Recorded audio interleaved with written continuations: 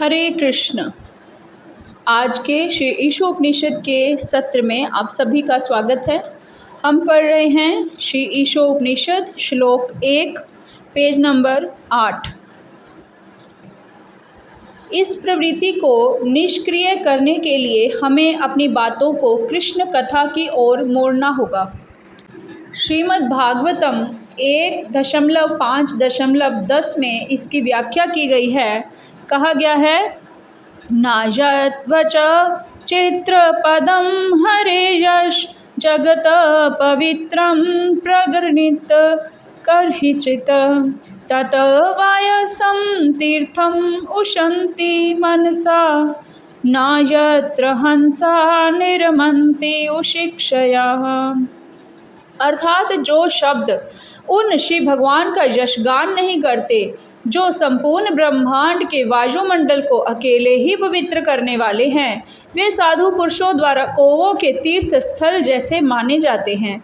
चूँकि सर्वपूर्ण व्यक्ति दिव्य धाम के निवासी होते हैं, अतएव उन्हें वहाँ कोई आनंद प्राप्त नहीं होता। श्रीमद् भागवतम 1.5.11 में आगे कहा गया है, तत्वाक् विसर्ग जनता अघ विपल्वः यस्मिन् प्रतिशो श्लोकम् अबध्वति अपि हि नामानि अनन्तस्य यश आंकितानि यत् शृण्वन्ति गायन्ति गृह्णन्ति साधवः।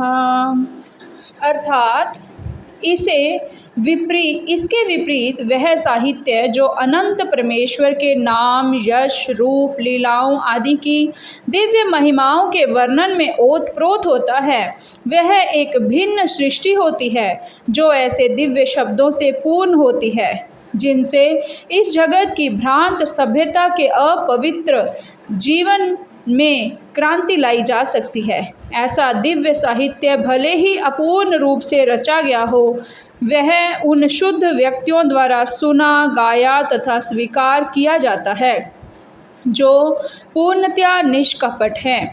निष्कर्ष यह निकलता है कि जब हम केवल पूर्ण पुरुषोत्तम परमेश्वर की भक्तिमय सेवा के विषय में बातें करते हैं, तभी हम व्यर्थ की मूर्खतापूर्ण बातों से अलग रह सकते हैं। हमें चाहिए कि कृष्ण भावना अमृत की अनुभूति प्राप्त करने के उद्देश्य से ही अपनी वाक शक्ति का प्रयोग करें। जहाँ तक चंचल मन की विक्षोभों का प्रश्न है, वे दो प्रकार के होते हैं। पहला अविरोध प्रीति कहलाता है, जिसका अर्थ है अनियंत्रित आसक्ति, और दूसरा विरोध युक्त क्रोध कहलाता है, जिसका अर्थ है हताशा से उत्पन्न हुआ क्रोध।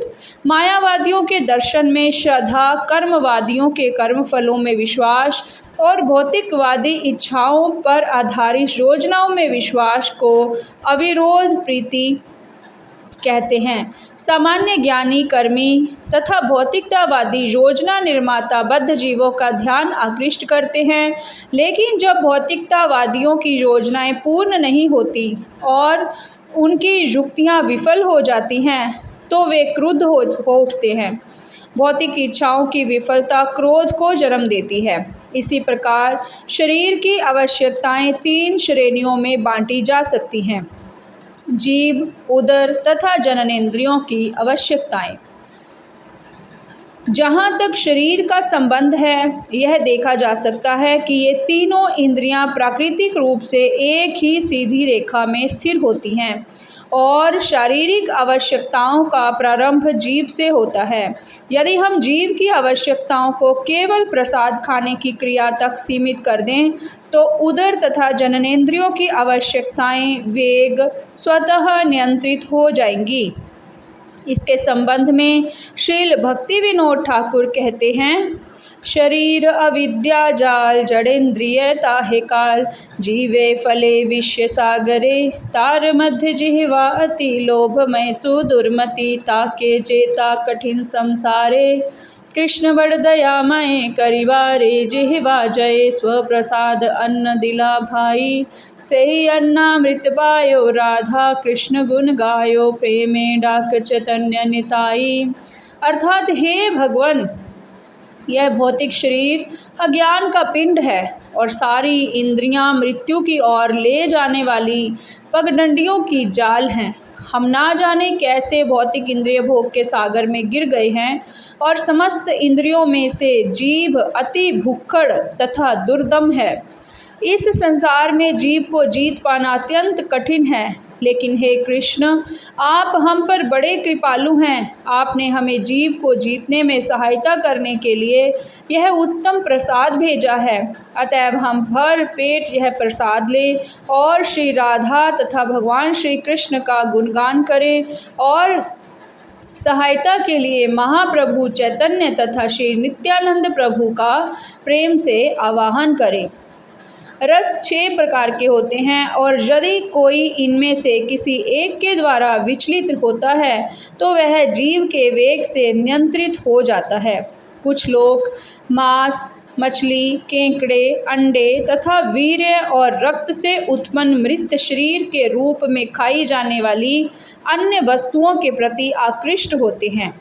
अन्य लोग तरकारी, सब्जी, पालक या दूध के उत्पादों को खाने के प्रति आकृष्ट होते हैं, लेकिन यह सब जीव के वेग की तुष्टि के लिए किया जाता है।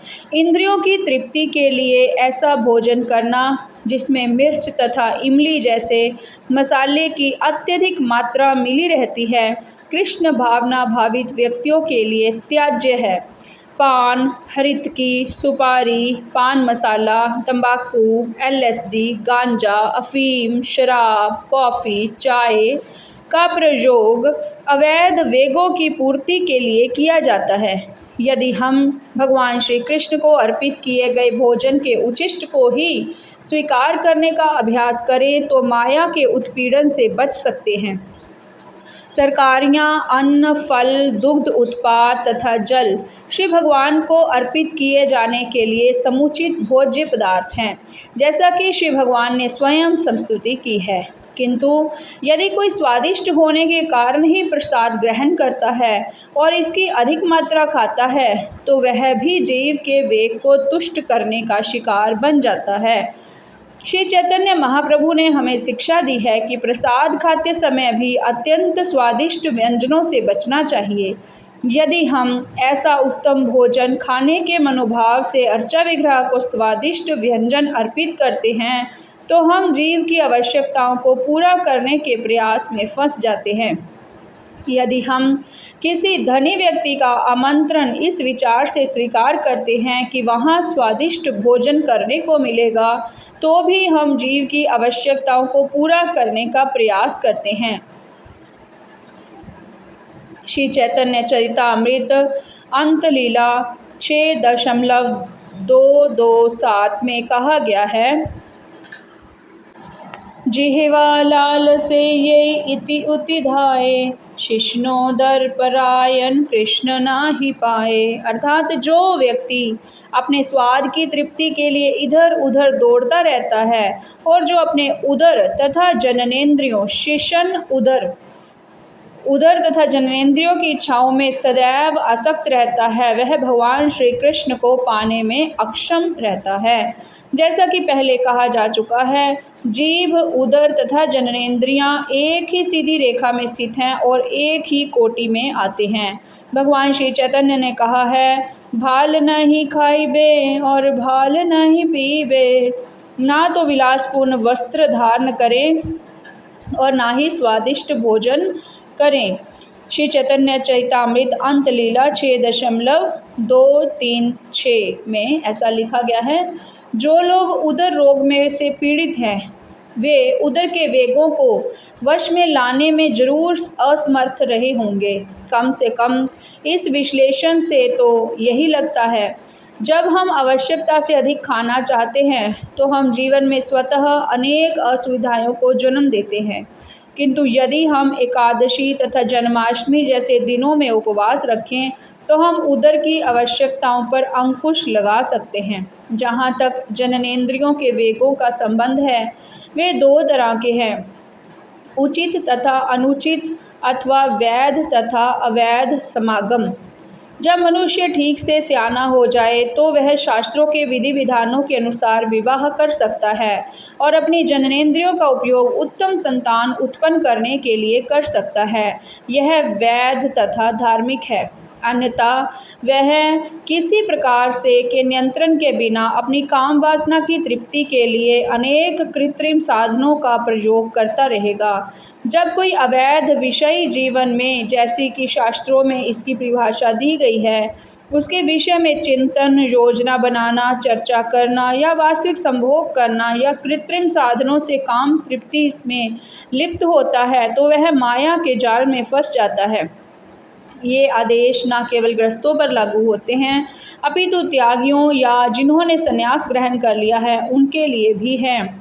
श्री जगदानंद पंडित ने अपनी पुस्तक प्रेम विवर्त के 7वें अध्याय में लिखा है, वैरागी भाई ग्राम्य कथा न सुनीबे काने, ग्राम्य वार्ता न कहिबे यबे मिलीबे आने।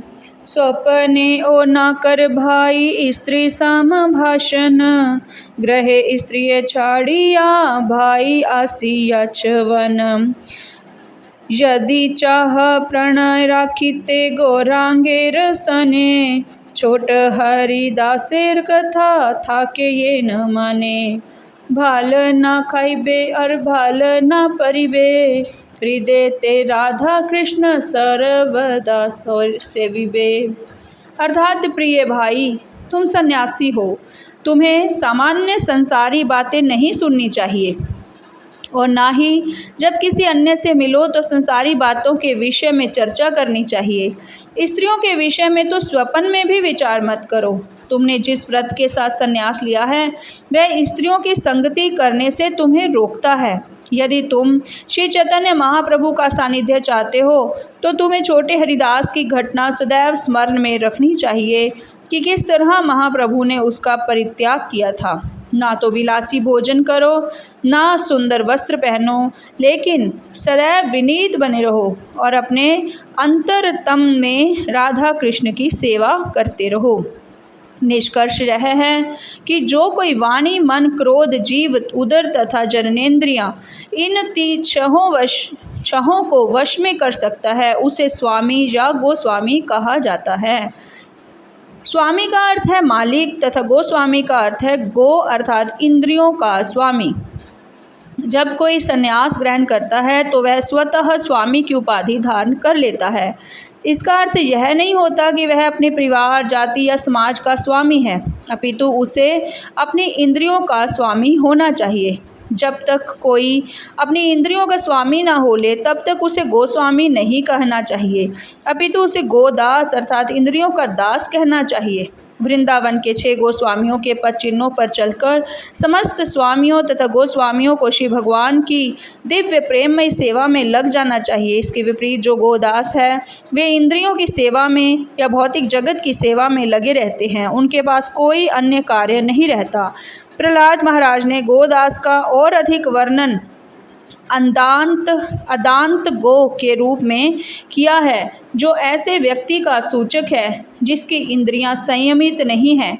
ऐसा अदांत गो भगवान श्री कृष्ण का दास नहीं बन सकता। श्रीमद् भागवतम 7.5.30 में प्रहलाद महाराज ने कहा है, मतिर्न कृष्णे परत स्वतो वा, मिथो अभिपद्येत गृहव्रता नाम, अदांत गोभिर्विशतां तमिस्त्रम, पुनः पुनश्चर्वित चर्वनानाम। अर्थात जिन लोगों ने अपनी इंद्रियों की तृप्ति के लिए इस भौतिक जगत में अपना अस्तित्व बनाए रखने का निश्चय कर लिया है, उनके लिए ना तो निजी प्रयास से, ना अन्यों के उपदेश से, ना ही सभाओं में कृष्ण भावना भावित होने की कोई संभावना है। वे बिना लगाम वाली इंद्रियों के द्वारा अज्ञान के गहन क्षेत्र में खींचे जाते हैं और इस प्रकार वे एक बार चबाए हुए को पुनः पुनः चबाने में उन्मत्त होने लगते हैं। हरे कृष्ण हरे कृष्ण कृष्ण कृष्ण हरे हरे, हरे राम राम राम हरे हरे, हरे कृष्णा कृष्ण कृष्णा हरे हरे, हरे राम राम राम हरे हरे, हरे कृष्णा कृष्ण कृष्णा हरे हरे, हरे राम राम राम हरे हरे। हरे कृष्णा।